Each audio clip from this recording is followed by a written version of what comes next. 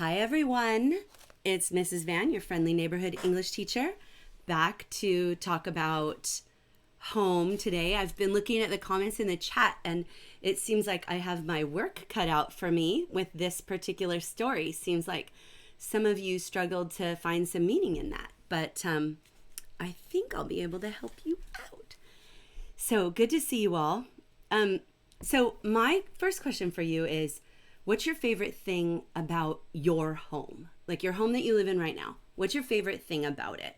Doesn't have to be something fancy. Just what's your favorite thing about your house? I'm curious to see what you guys have to say. And then we will jump into our rating. So tell me what you thought on a scale of 1 to 5.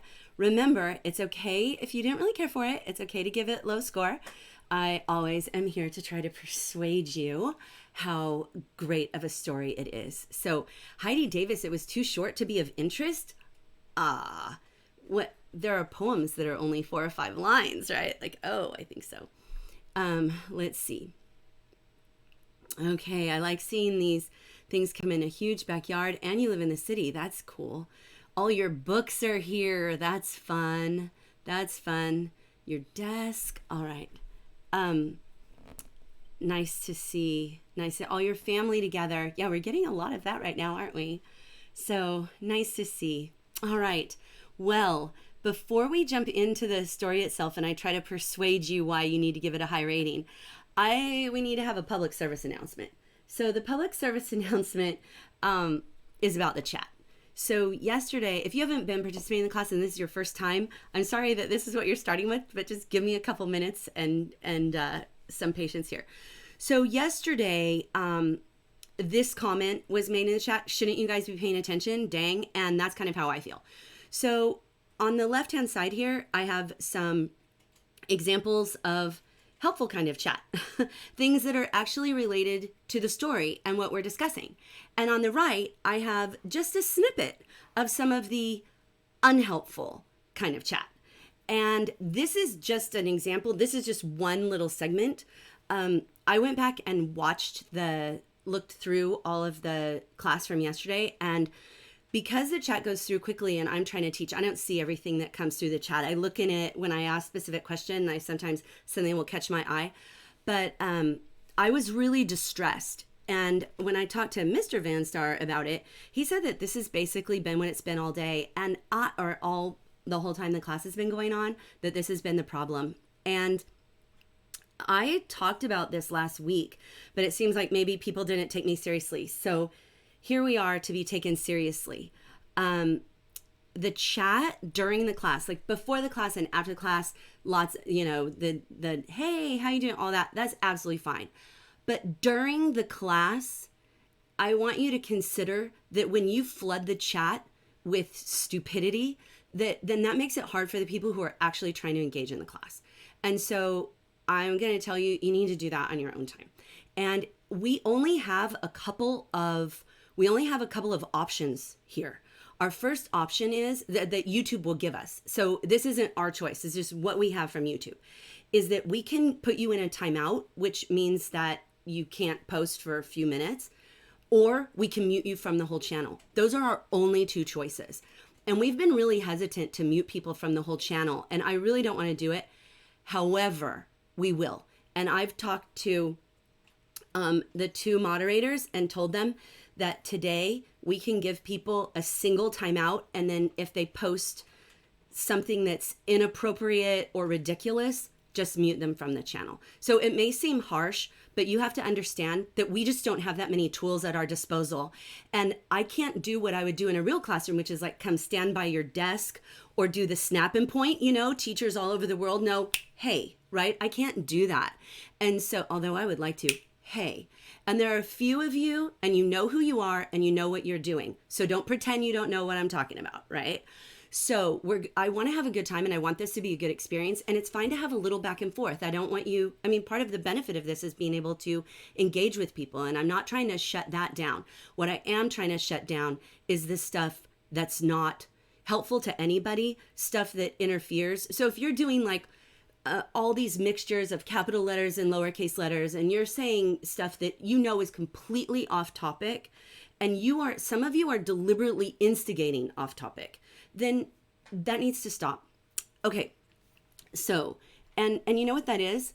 That's just basic neuroscience and manners. So the neuroscience of it is that you can't actually perform two verbal tasks at the same time, meaning that if you're spending all of your time typing in the chat, you can't actually really listen at the same time. The brain just doesn't work that way. It cannot perform two verbal tasks at the same time. So all the time that you're typing stuff totally unrelated to the class, you're actually not learning what we're here for. So, and then manners is just, it's polite, right? It's polite to make it as good of an experience for as many people as possible. And some of you have not been doing that. Okay, so absolutely you can ask questions. Absolutely you can comment on the story. Absolutely we want to respond. And absolutely there's this give and take and back and forth about the class. But I think that what you might want to consider is when you type something in there, is this something that I feel like is helpful, or is this something that will actually detract? Is this something that if Mrs. Van saw it later in the chat, she would feel like it was good for the class? And so I absolutely want you to ask questions, and I absolutely want you to engage. So, and you're obviously welcome to disagree with me about this. And in that case, I would suggest that then you either can do something else, or you can turn off the chat so you don't get tempted. So those are your options today. And I think I'm going to take this moment to give a little announcement. So just because I want to end on a happy note, because I don't like doing this part. Like that's my least favorite thing. Well, it's not my 100% least favorite thing. I have one more, but I won't tell you about that. Okay, so here's the little announcement. I should have a special announcements slide. Here's the announcement. So a lot of people had asked me, would I keep going? And I would like to. However, here's the situation. I actually have to have a surgery on Tuesday, and our whole county is on complete lockdown, but I have to have this surgery. And so I'm going to do a class on Monday. So tomorrow I will give you the story for Monday. So I can extend it one more day. To Monday, but I can't go past that because I have to have an operation on Tuesday morning. And then I don't know how long it'll take till I feel better. So I'm sorry about that. So I would like to keep going, but I unfortunately have to do that. So, but we will do Monday. So tomorrow you'll get Monday's story. And I do, after I'm all done with this, I'm going to be thinking about how we can keep this going. So I am going to be okay. It's not a super major thing. And actually I can tell you what it is. I don't know if any of you have noticed, you may not because of the camera, but I have a little bump right here on the side of my nose. What that actually is that they put an implant in my nose a month ago because I have some sinus issues, and it didn't get put in exactly the right spot, and they had to take it out, and it's bioabsorbable. And so all the time it's kind of disintegrating. And so if they don't get it out, they won't be able to. So that's why I have to have it done right away. So it's not a big deal, but I will have like a cut on my face and a black eye. And so it won't be ready for prime time. Anyway, no big deal, but we will get Monday. Okay, so let's do some shout outs from yesterday. Andrea Young says, what kind of imbecilic, asinine, abominable people would enforce such a horrid crucifixion upon a person who did absolutely nothing to deserve it? So it's not technically crucifixion because it's stoning instead of a cross, but still we get the idea. And Andrea, we're with you. And Andrea, tell us how you really feel, right? Oh, thank you for the best wishes on the surgery. I really appreciate that, you guys. That's so nice. Thank you. Okay, Amelia says, I'm going to start annotating all my stories, I think, because I did for this one and I love doing it. And that just warmed my teacher heart, because you really do just get so much out of it when you make notes and take notes. And if I hear anybody say, I didn't really get anything out of it, I think to myself, I'd like to see your copy, because if it's still pure as the driven snow, then I can tell you why you didn't get anything out of it. Mosey says, it's going to be weird when people are asking us about coronavirus like our grandkids. It's so absolutely true. That is so absolutely true. And I'm glad that you recognize that, because it's important for us when we're going through important things to think about, how would I describe this to somebody? Like, how could I capture this moment? And so if you keep a journal, I absolutely would be writing about it. Happy says, Mrs. Vanstar, school gets canceled longer for most people. Will you keep doing this? And so I already kind of spilled the beans on that. I will be doing it on Monday. So about that, right? We'll be doing Monday. And then I thought this was very funny in a reference to Guy de Maupassant. The Les called him Guy de Croissant. So I got a kick out of that. So thank you for that laugh. And then Andrew said, the lottery dystopian, and that would be a resounding yes. Yes. And then I thought this insight from Kurt Kemmerer was interesting. Entertainment at the expense of others is always at least somewhat costly. And I think you could write a really good paper about that. In fact, I think you could probably pull a bunch of stories into that cover this same theme. And so nice.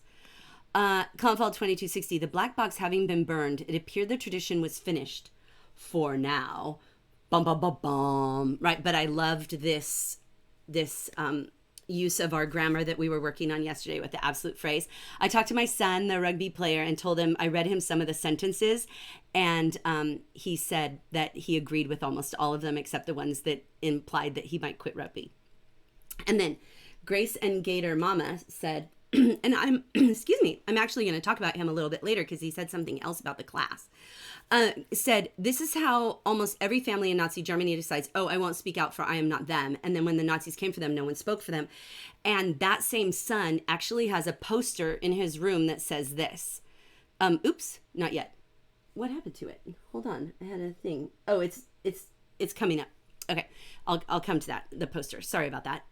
But I like this idea and we're going to come back to it. Okay, so Jackson Williams, the student, says, it's so difficult having the same name as the writer because every time Mrs. Vanstar says, here, Jackson says blank, and it's like, no, I didn't. And that's kind of funny. I don't really have that problem, Jackson, because my last name is Van Gammert, and like I'm related to almost everybody who has that name.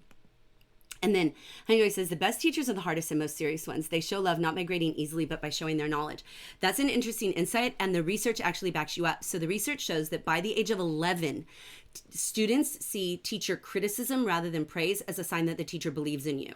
Because by the age of 11, most kids are able to tell that if a teacher is just constantly saying, oh, no, you're doing great, you can do it, it's because they don't really think you can, but they need to make you feel good about yourself. Whereas if a teacher thinks you really can do better, then they'll give you criticism in the sense of, not in the sense of you're a jerk or you're terrible, but rather in this is how you can make this better. And they only do that if they believe that you can. And so this is absolutely true. And I know it's true for me. Here's that poster I was talking about. So my son has this poster. Martin Niemöller was a German, and this was written like right about the time of World War I. And he said, first they came for the socialists and I did not speak out because I was not a socialist. And then they came for the trade unionists and I did not speak out then because I was not a trade unionist. And then they came for the Jews and I did not speak out because I was not a Jew. Then they came for me and there was no one left to speak for me. And I felt like it just really went, I thought it really went to what the comment had been made by the student and made me think of it instantly. Okay, this was a comment at the end of the class that Tabitha said, I'm replaying the flip. And so I went and took a screenshot of it, and this was one moment of the flip. So if you weren't in class yesterday, partway through, I accidentally bumped my computer and it knocked my webcam up, and my webcam did a complete flip until it was lying upside down on the floor in this room. And so that is what that is. And it is one of the highlight reels, definitely a highlight reel. And then I am not a rock star, but I do want you to know that being called Mrs. Vanstar is awesome. Okay, so ready to dive in? Looks like there was some real mixed feelings about this, but this story is actually chapter 8 of a whole book. And that book is called Maud Martha. And you probably, if you read the story, you recognize Maud Martha as one of the characters in the story. So Maud Martha is,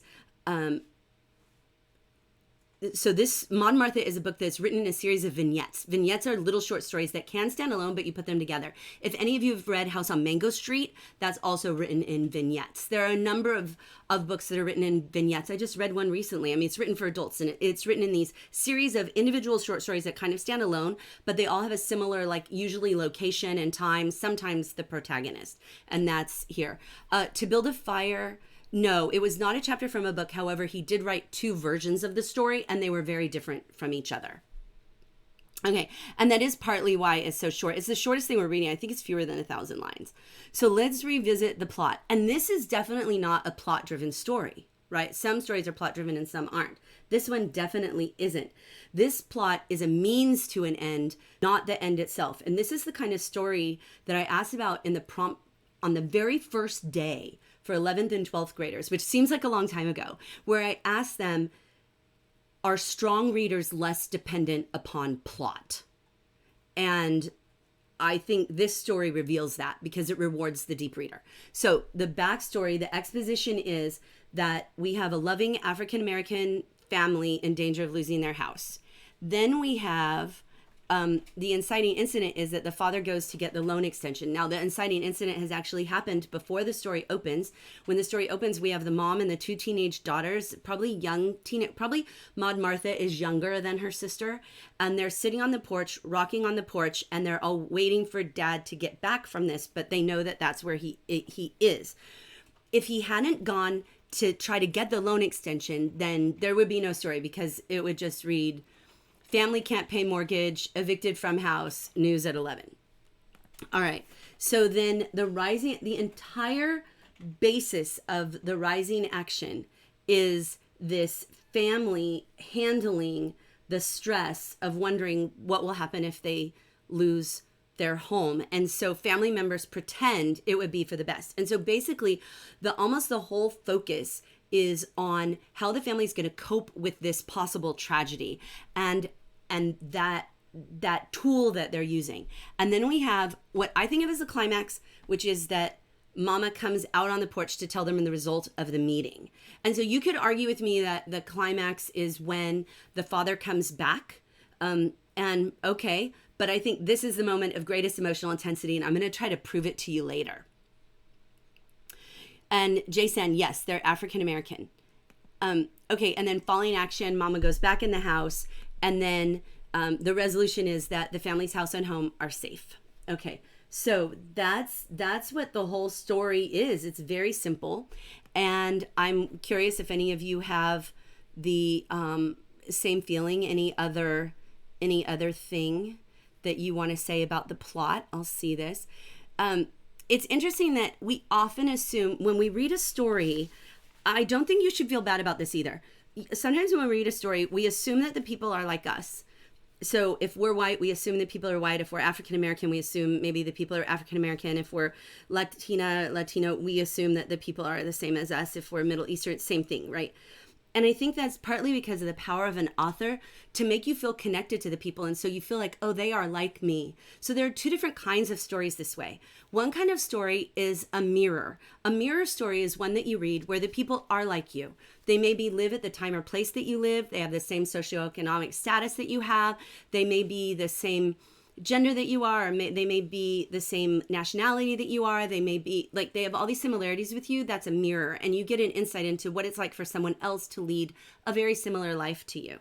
A different kind of story is called a window, and a window story is a story where you get a glimpse into what it's like to live somebody else's life. So I don't know if any of you like to walk down the street at nighttime, and when people have their windows open, like you can see in and the lights are on and you can see what it's like to live in their house.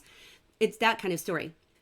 So this story is is for most of us a window, and the reason is because it's set in Chicago. So unless you live in Chicago, it's going to be a window. The family is African American, so if you're African American, it's got some mirror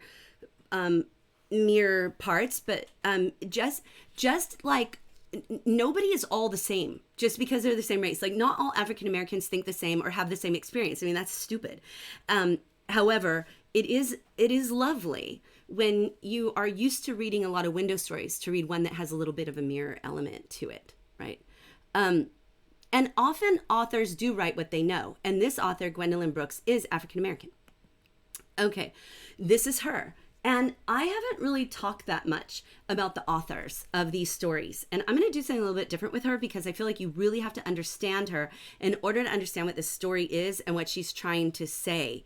And I see Elizabeth is making the insight that knowing that they're African American makes a big difference because then you really understand more of what's going on and the challenges that they might have been facing, because it's pretty obvious that this isn't 2019 or 20, right? And this story was actually published in 1953, right? Okay, so Gwendolyn Brooks was more famous for her poetry than for her prose. So she was the poet laureate of Illinois. She was the poet consultant for the Library of Congress. The accolades just go on and on. She was the first African-American, male or female, to win a Pulitzer Prize. And so I feel like it's very important to read Gwendolyn Brooks. I feel that everybody should read Gwendolyn Brooks, because anybody who's the first at something, they are the vanguard, they deserve some attention here. And try to imagine what that must have been like. I'll tell you a little bit more. Now, I think that of all the authors that we read, she is perhaps the most personally impressive, just as an individual, that her story is so compelling. And she said she was no scholar, but I think that's false modesty. Her mother was a classically trained pianist. I mean, her parents were intelligent. They never had a lot of money, but you understand that they were functioning in a system of very overt and systemic racism. And so just because you worked hard, you're not always going to be rewarded for that effort. So this is a statue of Gwendolyn Brooks. There's a photograph of her that's taken in this position. And this is her statue at Gwendolyn Brooks Park in Chicago. You can go see it. And they dedicated this statue on her birthday in 2013. And I see Noelle says, in stories, the perspective really is everything. And I think 100% that's true. You really have to understand the perspective, or you can't understand the story. So Gwendolyn's family was part of something called the Great Migration. So they were originally from Kansas, in fact, Topeka, Kansas, which, if you've done some American history, you may remember that Topeka, Kansas is where the Brown versus Board of Education case was that desegregated or attempted to desegregate American schools. So she came from her family had come from a very racist community. They moved to Chicago in the Great Migration. So the Great Migration was a movement of 6 million African Americans from the rural southern states to the Midwest and the Northeast and the West. And it occurred between 1916 and 1970. So we have this Great Migration in capital letters, the Great Migration, we call it. In history class, you will absolutely hear about it.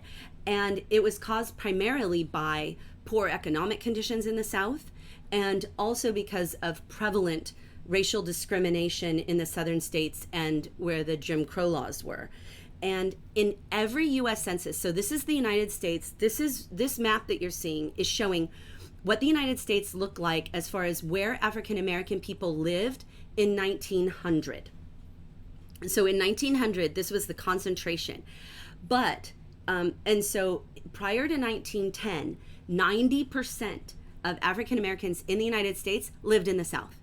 So before 1910, 9 out of every 10 African Americans in our country were all concentrated in the most racist area of the country. And then by the end of the Great Migration, so by 1970, that was down to 50%.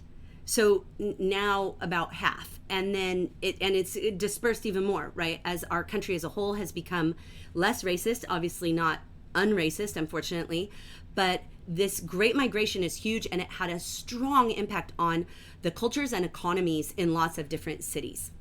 So, and I see somebody making a comment, we don't study American history, we mentioned Canada, and that is probably true. However, I would guess that the Great Migration also probably didn't stop at the U.S.-Canadian border, which is the longest unguarded border in the world, meaning there aren't like weapons and fences and stuff like that. So, except it's closed right now, but there you go. Okay, so this is actually Gwendolyn Brooks' house. She lived in Chicago all of her life. A lot of times she lived in like really inexpensive apartments and even projects that were socially subsidized.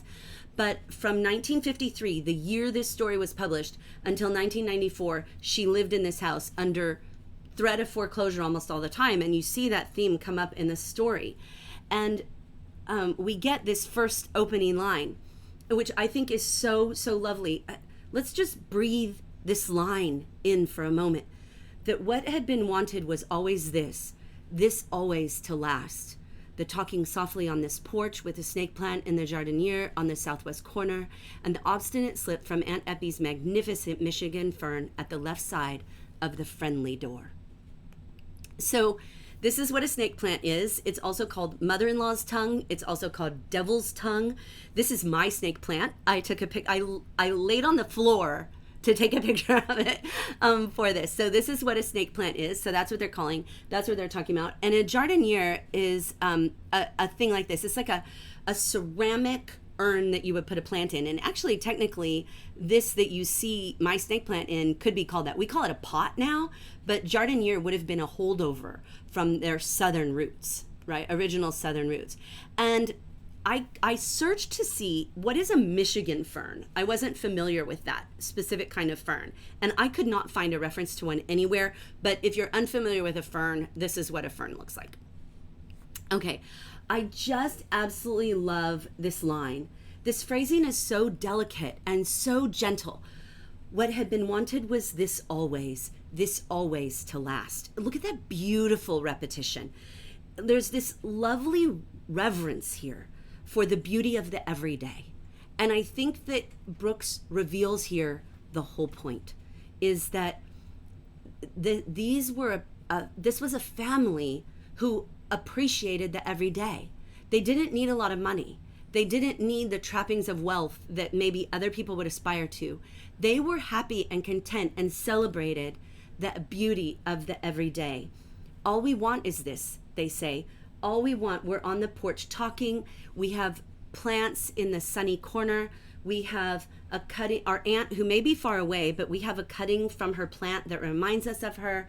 And then we think of her and her friendly and our friendly door. And I'm curious what you think about how can a door be friendly or unfriendly? And let's say you wanted to make your door at home more friendly. Could you do something to your door to make it more friendly or unfriendly? And maybe you could, and is that all? What do you think she literally means, that the door itself is friendly, like that it has welcome like in chalk written on it or something? What do you think? What do you think? So I'm curious. I'm going to watch those answers come in. And I just want to point out a couple of things here. It says, this is a line from the story. Mama, Maud, Martha, and Helen, so remember, this is the mother and her two daughters, rocked slowly in their rocking chairs and looked at the late afternoon light on the lawn and at the emphatic iron of the fence and at the poplar tree. So what I want you to notice here is it's late afternoon. So you can picture that sun on the lawn, can't you? Notice that she says the afternoon light on the lawn. You know what that looks like when the light starts to come in at an angle instead of beating straight down, and there's almost shadow in the light. It's a melancholy time of day. And Brooks just evokes that. This writing is so evocative.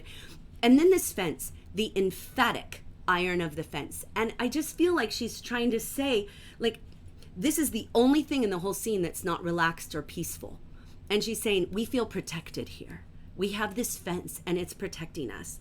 And I just love it. Oh, I'm loving seeing some of those answers about the door. I can't wait to go read those. So this is a poplar tree.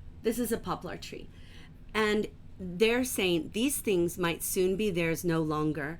These shafts and pools of light, the tree, the graceful iron might soon be viewed passively by different eyes. Now notice a couple things here. First of all, we're alerted to the central core problem, right?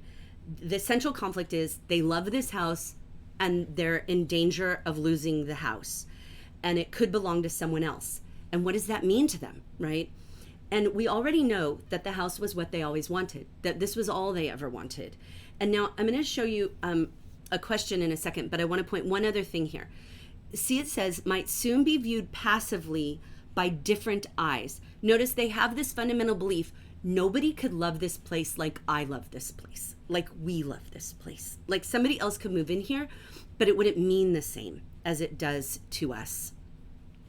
And so I'm going to ask you a question, and I want you to see if you can answer it, but I don't want you to put an answer in the chat. Don't put an answer to this question in the chat. Just put an answer in your mind. I love some of these responses about the door, about how you can make your door more friendly by being nice yourself. I just love that. I remember one time last year, I think, my mom had been, she was having some people over for dinner, and she had made a recipe called beef bourguignon, which smells delicious. It's a Julia Child recipe. And she said that when her neighbors came over who were coming to eat dinner, that they told her that it smelled like welcome. And I thought of that when I read that line in the story. Okay, so remember, I'm going to show you a question, and you're not supposed to answer it in the chat. Keep it in your mind. Okay, here's a question. The chief effect of the first paragraph, which we've just read, right, is what? So I want you to think in your mind what this is. Do you think that the point of the first paragraph is to foreshadow the outcome of the meeting? Do you think it's to signal that change in a family's life is overdue, like it's time for a change? Do you think it's to convey the women's attachment to the house? Do you think it's to emphasize the deteriorating condition of the house, or to echo the fragmented conversation of the women? So I want you to think about it. Do not answer in the chat. Just answer in your mind. Don't answer in the chat. Just answer in your mind. Get it in your mind. Then I'm going to tell you something about it.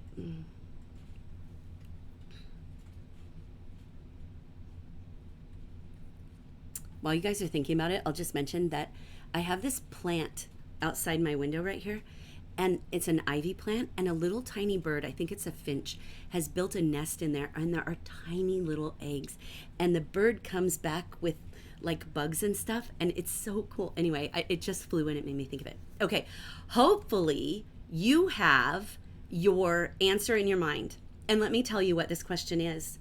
You may have noticed I don't usually ask this type of question, but I wanted to show you this question because this is a question from a sample AP literature test from the College Board. The College Board released this as a sample question about this story from an AP literature class. So I just want you to know that if you were able to answer that question, and if you want to, you can put your guess in. I'll give you a second. And then I'll tell you what the answer they want is in a second. Okay, the answer that they want is C. The answer they want is C. They want to know that you recognize that they're trying to convey the women's attachment to the house. So that's the correct answer according to the College Board.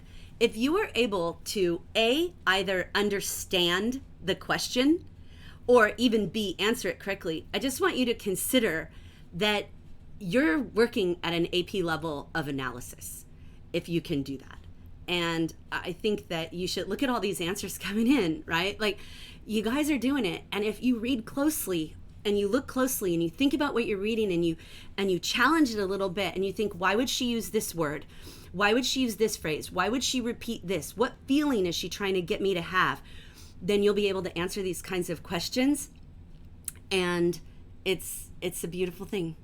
So I love this quote from Gwendolyn Brooks, the author of the story. She says that art hurts, that art urges voyages, and it's easier to stay at home. And while it's easier to just pick up a story and read through it and go, oh, this is short, this doesn't really have anything to say, I don't think I can get anything out of this, I don't get it. What Brooks is saying here is art, which writing is art, that this challenges, and Deb Coatney said that was a pretty easy question. No, I don't agree with you. I think that it only feels easy because you understood it. Everything is easy when you understand it. So when you have to challenge yourself, when the writing invites you on a voyage into your own thinking, it's often easier to stay at home. It's often easier to just sit back there and say, I don't get it, than to actually try. And I love this quote from her. All right, so this single, gentle, beautiful paragraph addresses two of the themes that we're going to explore in the story. The idea of home, kind of a giveaway because it's the title of the story, and social class. And the social class theme came easy to Brooks because in a 1986 interview with the Library of Congress, she talked about what it was like the day she found out she won the Pulitzer Prize. So she said she received a phone call and that she and her son, who was 9 years old at the time, she had two children, a daughter and a son, and that she and her 9-year-old son were home at the time when the phone call came in telling her she won the Pulitzer, and that they danced around in celebration in the dark because the lights had been turned off because they couldn't pay their electric bill. And that then reporters started coming up started coming to the house to interview about her, and she was so worried that people would find out that she couldn't even pay her electric bill because there were no lights, and that they wouldn't be able to like see or use their equipment. But then somebody who she doesn't even know, an anonymous person, paid her electric bill, and she was able to turn the lights back on. I think that's just so important to know. So this particular story does urge us on a voyage. Like Brooks says, it urges us to consider some things that are hard to face. It asks us to consider the indignities of the poor. It asks us to consider the meaning of home. It asks us to consider the role of the family. It asks us to consider the difference between a house and a home. And it is gentle and subtle. If you like music, I think the comparison you could make is that this is Chopin and not Beethoven. Oh, Kurt, that poem, beautiful. So here's the crux of the problem. They're all waiting to find out the results. Will the bank give an extension to the loan? And there was little hope, it says. And now almost all the rest of the story focuses on how the 3 female members of the home are planning in their minds to cope with the loss of the thing that they want most. And so what they do is they do it by trying to make the best of it. They do it by trying to convince themselves that they don't actually want it. Now, a flat is an apartment. We heard it called that in The Gift of the Magi as well. So now you know, so you see this is Mama. Well, we'll be moving into a nice flat somewhere on South Park or Michigan or in Washington Court. You know why she knows that it would be one of those places? Because she's African American in 1953 in Chicago. And there are racist housing laws that mean that she can only live in certain places. This isn't like, oh, this is where I'd like to go. This is where I'm only allowed to go. And so there's this subtle pushback against injustice and racism and how close we are to this. You know, she just died less than 20 years ago. Like, we have a lot of people alive right now who grew up facing this. And so we have to understand and appreciate that. And one of the ways we do it is through literature. So she wrote a lot about racism, and subtly, just like this. She didn't hit you on the head with a hammer. She writes about it subtly and makes you think about it. And that came easy to her because she was a victim of racism. She was the object of racism, not only from whites, but also from lighter skinned African American people who judged her because she was darker than them. And she wrote about that as well. And in fact, in the story, so we don't hear it in this vignette, but in one of the other vignettes in the book, we know that Maud Martha is much darker skinned than her sister Helen. And we see her sister as not super great in the story. Like, she's a little shallow. You'll see what I mean. And Brooks is doing that, and she pushes back against it in her writing. Okay, so this technique that they're using is a common one. I went and I took a screenshot of this, which is breakup tips. Write a list of everything you hate about your ex, right? So like if your boyfriend or girlfriend breaks up with you, then one of the ways to manage it is to make a list of everything you hate about them anyway. And this is kind of what they're doing here, that they are making a list of everything they hate about the house so that they can feel better about having to move. And Canary points out that those places were described as being too expensive for them. And that's absolutely true. They're like pretending that this would be a better situation while they know that it wouldn't. Like, this is a problem, but they're pretending. And this is a known strategy. I don't actually recommend it, but okay. Then we have, and I just want to give a shout out. I'll interrupt myself here to say a shout out that I'm seeing the chat and it's a lot more focused on what we're doing. I think a lot more people are able to get their thoughts in here, and I think that's great. Okay, this story, this is a good opportunity, I think, to face a hard truth, which is the evil institution of slavery has made it so that we have inherited some beautiful writing, and that was a tremendous cost. That was a tremendous price to pay, and other people have paid it. So this is a quote from Dylan Thomas, and he's a Welsh poet. He's not African American. But he said in this poem that he wrote, "Time held me green and dying, but I sang in my chains like the sea." And I don't know if any of you have ever lived near the ocean. I grew up on the ocean. And when you have a big chain, like hooked to a ship or hooked to a dock, and the waves are coming in and out, they do make almost a song. And I feel like when I read Gwendolyn Brooks and when I read other African American authors writing specifically about an African American experience, I always think of this quote. I always think of this quote of like singing in your chains like the sea, and that even if you're being held back, that you still can come out with this force and power of your voice, and that this beautiful refusal of African Americans to be silenced. And I just think it's lovely. So one of the problems was that slaves weren't allowed to be taught to read or write. And so because of that, then we have this beautiful oral tradition. Now that was true also in Africa. Like even back in Africa, there was a strong oral tradition and slaves had brought that with them as well. But then it continued, they were able to keep it because they weren't allowed to read or write. And so that means that we have inherited this gorgeous lyricism in writing from African Americans because of that. And I think we have to appreciate it. We have to acknowledge it. We can't separate people from their history if we're going to understand their writing. And I think that it's important to recognize and pause and think to yourself, what did her relatives suffer so that she could have this voice to share with us, and how can I honor that? Make sure you honor that. So lots of artists suffer pain. This is true. Artists of all kinds harness their pain. There's a whole book on called Life Inside My Mind, where 31 authors write about all the hardships they experienced in their lives and how it came into their writing. Vincent van Gogh, the painter, is famous for his struggles with mental illness. The fantastic musician Ray Charles witnessed his own 5-year-old brother drowning in front of his eyes, and then he lost his sight. And yet he became this beautiful, powerful musician. So I think there's a message here too for us that if you've had bad things happen to you, then there are a number of ways to handle it. And one of the ways is to capture all of that and share it in art. There's almost always beauty to be found if you can even, and it doesn't mean the experiences aren't painful. So then they keep going on. And here's the shallow one, Helen, right? And remember what I said, that Brooks is making a statement about her.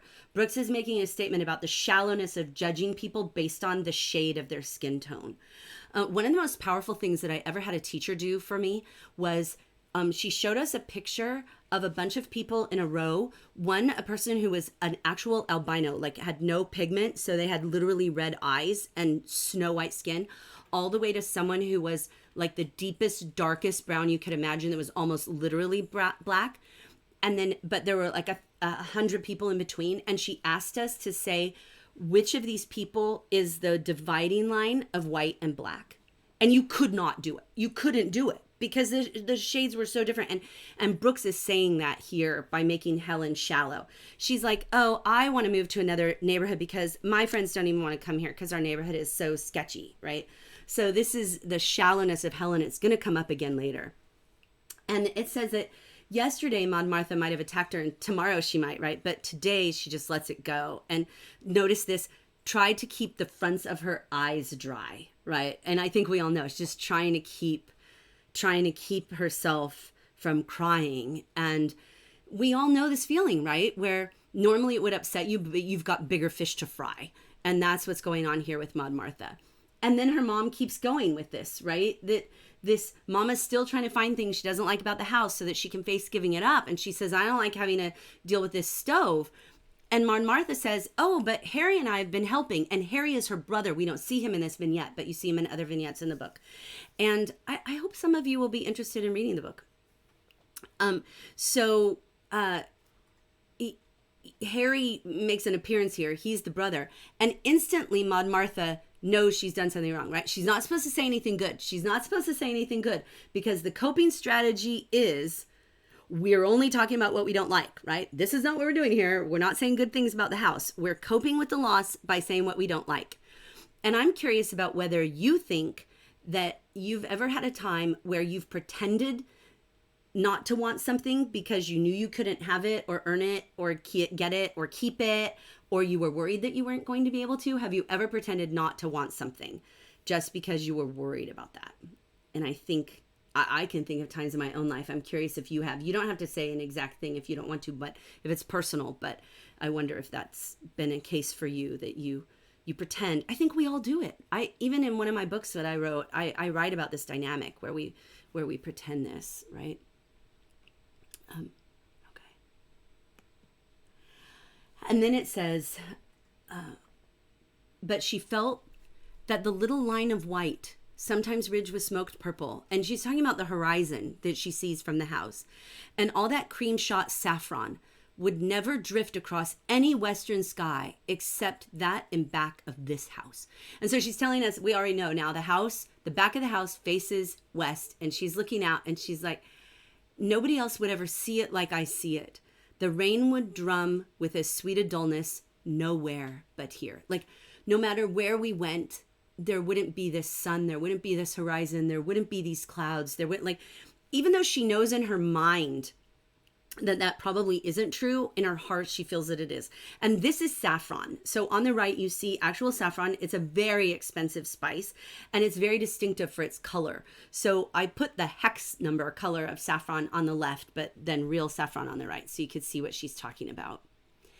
And then she keeps going with it, right? The birds on South Park were mechanical birds, no better than the poor canaries in those rich women's sun parlors. She puts rich in quotations because she doesn't really believe that they're rich, right? They have money, but they're not rich. They have money, but they don't have what she has. And this is a message here, that if you are satisfied with what you have, you're rich. And then they say, well, the dad will be devastated. Mom Martha is the one actually who makes the comment and says that dad will be devastated. This house is everything to him. And Helen says, no, it's not him. It's not the house, it's us. And Mama says, and he'll have us wherever. And here Brooks makes a commentary, again subtle, about the difference between house and home. The difference between house and home. And I love that. Okay, so I'm curious because she uses this saffron word, this beautiful word, to describe a really intense color.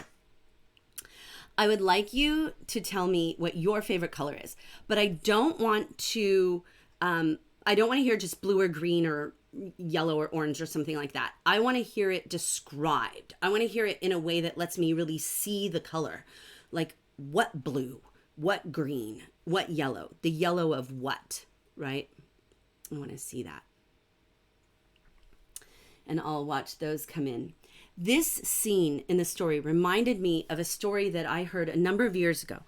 And it was a true thing. It was in the news. So a family's house had burnt down. I think it was in Arizona, actually. A family's house had burnt down, and a neighbor had gone over to like help and comfort the family. And there was a young girl in the family. I think she was like 9 or 10 years old. And the neighbor said to her, I'm really sorry about the loss of your home. And she said to him, oh, it was just our house that burnt down. Our home didn't burn down. We still have our home. And I just love that idea. And I wonder if you guys can think about, do you really think there's a difference between a house and a home? And if so, what it is? Oh, I'm loving these colors that come in. Oh, I'm seeing this. Cool coral orangish pink. The milky blue of the water rolling on it. Oh, this is so nice. This is so nice. So you think there's a difference between home and house, and if so? And here goes Mama again. The hits just keep coming. Reason after reason why losing the house would be best. All the while we know they're just hoping against hope, right? And then here it comes. The tension builds. We're all watching him. They're all watching him, and we're watching him too, right? And Brooks builds the tension by showing his progress, right? They watch his progress. He passed the Kennedys. He passed the vacant lot. He passed Mrs. Blakemore's. They wanted to hurl themselves over the fence, over an iron pointy fence, to get to him. Like, we feel this, like, we want to know. He opened the gate, and still, like she's saying, the gate, he's through the gate, right? And still his stride and face told them nothing. And we're right along with him, right? We're like, we feel you, we want to know. And this is so beautiful. This is so beautiful. So Mama goes in the house, follows him in the house. He doesn't say anything. And then she comes back out and we see presently Mama's head emerged. Her eyes were lamps turned on. This is a metaphor. So a simile would be if she said her eyes were like lamps that weren't turned on, but that's not what it is. A metaphor doesn't say this thing is like this thing. A metaphor says this actually is this thing. Her eyes were lamps turned on. And oh, it's just so gorgeous. It's all right, she exclaimed. He got it. It's all over. Everything is all right. And now Mama, who had been so calm all along, is full of emotion. She's just so excited and we can feel it. All that emotion comes out. And then we get Helen. We see Helen and her obsession with how other people will think about it, right? Before she's like, oh yeah, we should move because my friends don't like our neighborhood. And now she's like, oh, I think I'll give a party. I haven't given a party since I was 11, right? 11, when you start really worrying about how people see your family as far as like money and status. I'd like to have some of my friends over casually just to see that we're homeowners. And that is this important thing here, and the importance of home ownership and what that would mean to an African-American family. Because consider that if you actually own your home and then once the mortgage is paid off, that idea that you have something that people cannot take away. And when you come from a culture where you've been robbed of so much, how can that help but be meaningful and powerful to you? Like, how can that help but be something that is everything to you and that would be very important for people to know, like that a lot of your feeling would be tied up in that. Okay. I hope, okay, let me go back to this for just a second, because before I leave this, I just really, really hope, I mean, we're going to come back to the story to wrap up with our theme of justice, but I really hope that those of you who started out feeling like there just wasn't that much to it or struggled to get into it, I hope that you feel differently now. And don't fault yourself. Like, don't give yourself a hard time over it. What I would say is recognize that you have to go on the voyage. You have to go on the voyage. You have to look for it. You have to ask the questions of the author. What is she trying to say to me? What is her experience and what am I supposed to learn from it? And can I, for just a moment, put myself in her experience? Can I try to feel for just a moment what it must feel like to come from this heritage and have so much taken away? And in some ways I can relate. I try to, right? I try to think, what have my ancestors ever felt anything like this? And I did think of one experience. It doesn't compare, but remember, things can be very far apart and still be parallel. My grandpa, so I'm a lot Irish, and my grandpa, who was from New York, told me that he remembered that when he was growing up, there were signs in the yards of people's houses that said sailors and Irish keep off the grass. And really in the history of our, since the Roman Empire, the Irish have been some of the most persecuted of all races. And so I think we all have experience with that. We all have had an experience that lets us see a glimpse, right? We're not comparing our experiences. We're not saying it's equal. But what we're saying is, I have seen this little thing, and because of that, I can try to be sympathetic to your big thing. All right, so let's look at noun clauses for our Sweet 16. So noun clauses are really cool. They're important. So they are, you know those tools, like my husband has one called the Leatherman, and it has like 42 tools in one. That's what a noun clause is. It does so much stuff. So it's a group of words with a subject and a predicate, but it can't stand alone. It's what we would call a dependent clause. It acts like a noun, and it usually starts with either that, how, or a w word, right?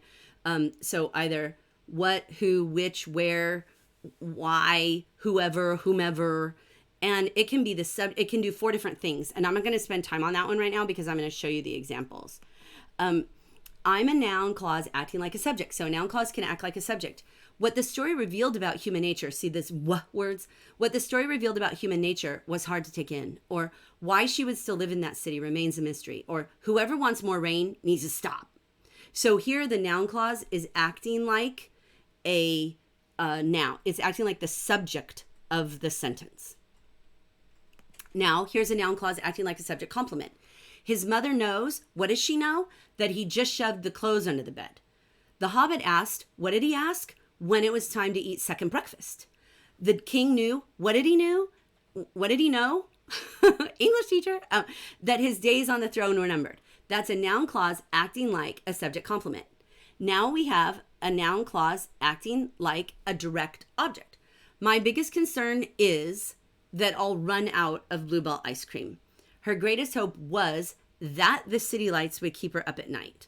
The queen's biggest concern was that her rival would defeat her. Notice you're seeing these state of being verbs here.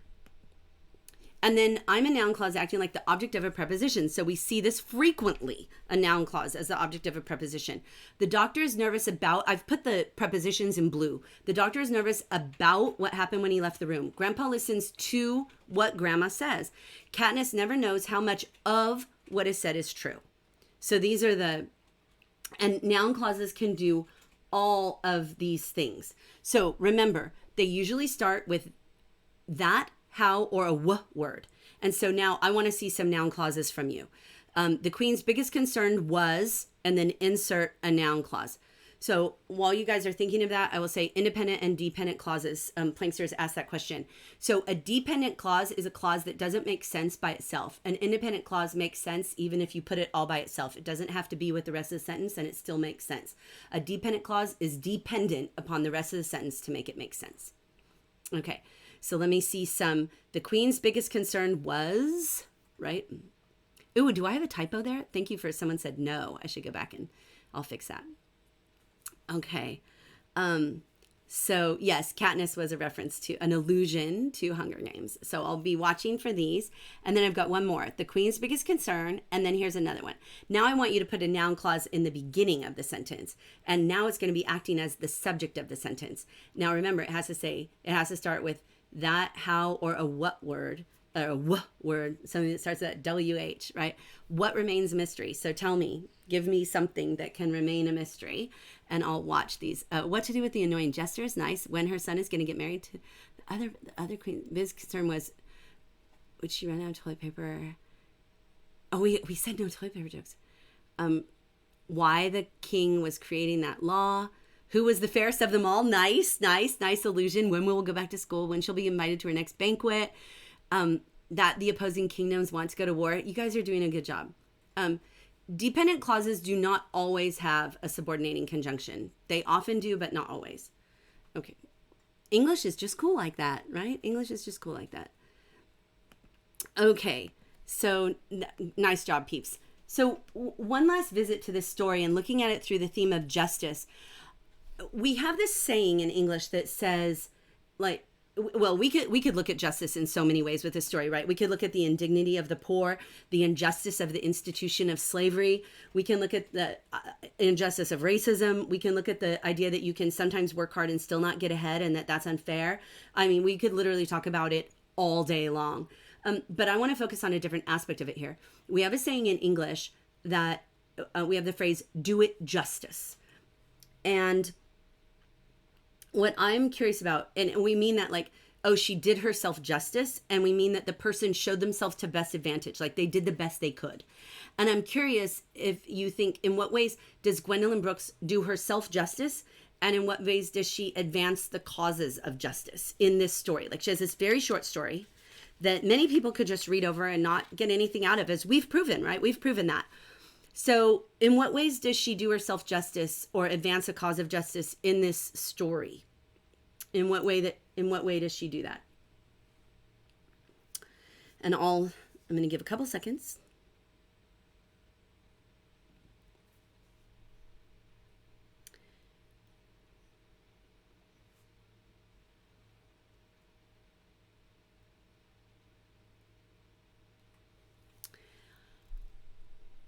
See how that's true. Okay, and then now I'm about to jump into the writing.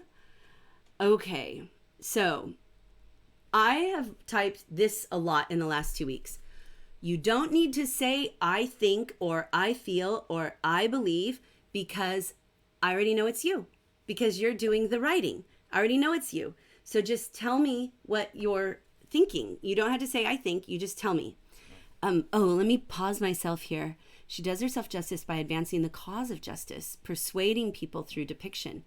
Nice. By showing how people can do well in spite of racism. Nice. With her beautiful craft.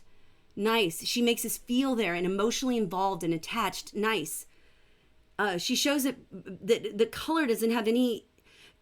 Oh, I think that's such an important point, right? Like, your color doesn't mean that you don't love your home or your children, right? It has nothing to do with it. We often tend to dehumanize other, right? People who are different from us. And I think, imagine what it would feel like to be someone who knows that you're always being dehumanized like that. It's very hard to stay feeling like a part of things when you know that people are judging you based on that. And it's very difficult. I think she was trying to eradicate racism. I think she was trying to highlight how it made no sense. Nice. Oh, those are beautiful. Okay, so I want to show you it. I already know it's you. So instead of saying, although the reread of a story should result in, okay, well, look at the bottom one first, not this. I think that, although the reread of a story should, then just take out the I think. Although the reread of a story should result in less suspense, Jackson uses foreshadowing to reward the return reader with an even greater feeling of the sinister than a first read provides. Okay. Notice that I can take out the I think, and we still know it's what the author thinks. So I just want to do that at random. I just want to throw that in there for everybody. Okay, up through 8th grade. I'm going to show some other revisions this time. I've not done that before, but I'm going to show some revisions. I did a couple revisions in some of your work. All right, but we're just going to look at some more beautiful embedded text evidence because a lot of you are doing it. I'm really impressed, and more of you could do it. Okay, we're looking at this beautiful embedded text evidence here. Now, one thing I would say is a bracket indicates that you've had to massage the words a little bit to make it make sense. In this case, I would move the there has out of the quotes to, you don't need the bracket. Just say there has and then do the quote there. So it would look like this. There has, quote, always been a lottery, right? You know, if you're going to have to change something in the very beginning, then you just leave it out. Unless it's just a letter. Sometimes you have to put a bracket because it was a capital letter and you're going to make it not a capital letter or vice versa. Okay. Next example. I want to show here is, I want to celebrate the proper use of a semicolon. Even she, however, only protests when her family is chosen. Prior to that point, she is just fine with the idea of sacrificing someone. So the proper use of a semicolon, connecting independent clauses, independent sentences that are continuing a similar theme. Very nice. Next, we can use this story to stop alien invasion. This was someone's idea. I thought it was really cool. Their idea was that anybody who read this and thought it was a good idea is obviously insane. And so then they're an alien. And so then we would be able to identify all the aliens among us by having them read the lottery. And if they thought it was good, then we would know, like if they thought that it made sense and it was a good idea, then we know that they're an alien. Okay. Next idea is 9th and 10th grade. Okay. So although I want you to see how this quote that's taken from the story makes sense in a single smooth line. And also notice that the main clause of this sentence isn't until the very end. This is a long sentence, but it's not a run-on. There's really quite nice structure here. But look, see how that quote's in the middle of it? The quote isn't standing by itself. The quote is in its own sentence, right? And then I just love this beautiful use of the alliteration here. Shockingly sinister, small, suspicious. That's really quite nice. Next, I want to point out, so many of you are doing this, and I want to show you, you're putting in, a lot of you are doing this, and so I just pulled a couple examples to show how to correct it. It's not a horrible mistake. It's just you can make it even stronger, and enough of you need it that I want to show you. So this is an example of two opening sentences that could be combined to be stronger. So The Lottery, written by Shirley Jackson, is a remarkably terrifying story in which the device of foreshadowing is used often. Throughout the story, there are many moments of foreshadowing which increase the impact of the story when they are recognized. Great. And it could be even greater. Let me show you how. So this is the first sentence. And oh, no, this is my combination. Okay, so here we go. This is it as two sentences. See, it's two sentences. The lottery is remarkably terrifying. Device of foreshadowing is used. There are many moments of foreshadowing which increase the impact of the story when they're recognized. I just put it together. In The Lottery, a remarkably terrifying story, Shirley Jackson, I just make it as a phrase, right? Shirley Jackson punctuates the story with moments of foreshadowing that increase the impact of the story when they are recognized. So if you have two sentences that are really your topic sentences, see if you can combine them in a way that makes them stronger. A lot of times they are better. So let's look at them next to each other. The orange is the revision. The orange is the revision. What I want you to see is that you can write it a little tighter. You can write more tightly. And when you do, there's some more power there for the reader. So I recommend that you do that. If you have a couple sentences in the beginning that are both trying to be an opening sentence, see if you can combine them. You can't always, but sometimes you can. And remember, this is not a criticism. It is editorial assistance. I don't expect you to know it already. It's why I'm a teacher, right? As I'm teaching. I do want to say the revision should take you as long or longer than the writing itself. So friends, only a couple of you are revising. Only a couple of you are doing it. I think only one, really. And you need to be revising. So let's look at another example. There are many examples of foreshadowing in the story of the lottery. Here are 3 main examples for foreshadowing. There's just a little typo, but that was a typo that could be called revision, right? Foreshadowing that was found in the story. So this is another example of 2 sentences that could be combined in one. There's nothing wrong with these sentences. It's just that you can make them even stronger. So I'm going to take out the there are and the here are, because those aren't strong words. So I could say, then I'm left with many examples of foreshadowing in the story, and then 3 main examples of foreshadowing that was, and it should be were, which is just another little revision. Okay, so then what I get left with is moving it, right? That 3 examples of foreshadowing in the lottery, right? And now I got to insert a purpose. What do they do? I have to say, what is the purpose of the foreshadowing? What purpose is it accomplishing? By eliminating those extra phrases, we can see that, oh, wait, I don't have a purpose yet. I don't have an intention. Like, what was Jackson trying to accomplish with the use of foreshadowing? And again, I am absolutely not picking on people. I am saying a lot of you are having these same issues. Let's look and see what's the fix, right? What's the fix? How can we make it better? Okay. So let's see. So here's an example. Although Shirley Jackson filled the lottery with many examples of foreshadowing, 3 examples of foreshadowing create the most impact. This is exactly what that person is saying, right? Now, I could go the other way. I could go another way. I could say, I could list the examples. I could say 3 examples of foreshadowing stand out, and then list what they are. Okay. Next example. There are many examples of foreshadowing in Shirley Jackson's lottery, and the foreshadowing can slightly lessen the surprise of the ending for attentive readers who notice that among the villagers, something seems wrong from the start. Do you see this? Like, this is what we're going for. This is what we're going for. Now, sometimes the revision is slight, right? Here, this is what we're going for, but it still needs revision, even though it's so strong. All we need to do is massage that there are. We can take out there are and some unneeded repetition. Easy peasy lemon squeezy. So instead of saying there are, we say the many examples of foreshadowing, and we take out and the foreshadowing again, because we just said foreshadowing, so we don't want to be too redundant. Then we're left with this. The many examples of foreshadowing in Shirley Jackson's The Lottery lessen the surprise of the ending for attentive readers, right? That it's almost the same. Sometimes the revision is slight, but it still must be done. Okay, I want to show you this example of a closing. This was a closing sentence. It's so powerful because the author, the writer here, makes it clear, makes the argument about why it's so important in the story, and then makes a broader application, like makes an application to our own lives. And this is beautiful. This is what I try to get my students up to. This is the ultimate. It's difficult to do. It's difficult to do because it's easy to fall into just opinion. But this example is spot on. And that's why I want to show it. This one is spot on. The person is making this broad application, but at the same time, it doesn't sound like a lot of opinion. It sounds like analysis, not opinion, and that's nice.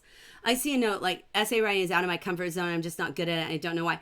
It's not a matter of being good at it or not good at it. It's a matter of understanding the structure and what is wanted. And there isn't really that much difference in different kinds of writing. They're just different purposes, but the tools are all the same. And once you've mastered the tools, then you're going to be in good shape. And it is absolutely, Deborah Morgan is 100% right. It's about quality, not quantity. All right, so a couple more examples from these upper grades. I got more upper grade examples this time. I was really happy that I could use.